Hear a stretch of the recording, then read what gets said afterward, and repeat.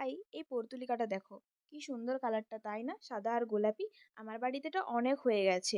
আর এটা জানো তো আমাদের দিকে টাইম ফুল বা ৯টা ১২টা এরকম নামে ডাকে। তোমরা কি নামে চেনো আমাকে জানিও। তো গাছটা দেখো একটা ছোট্ট এইটুকু টুকরো আমি বসিয়েছিলাম, সেটাই অনেক বড় হয়ে গেছে।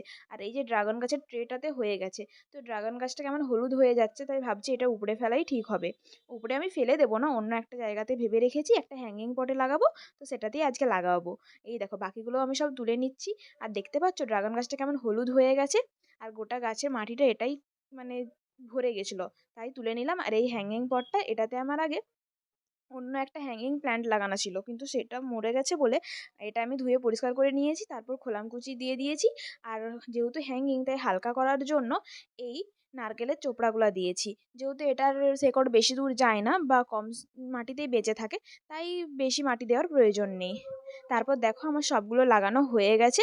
আর আমি কিছুটা ঝুলিয়ে ঝুলিয়ে লাগিয়েছি, যাতে হ্যাঙ্গিং পটে দেখতে সুন্দর লাগে, একটু ঝুলে থাকে, ঝুলে ঝুলে ফুলগুলো ফোটে। তো তোমাদের যদি ভিডিওটা ভালো লাগে অবশ্যই কিন্তু লাইক করে দিও, জানিও কেমন লাগছে।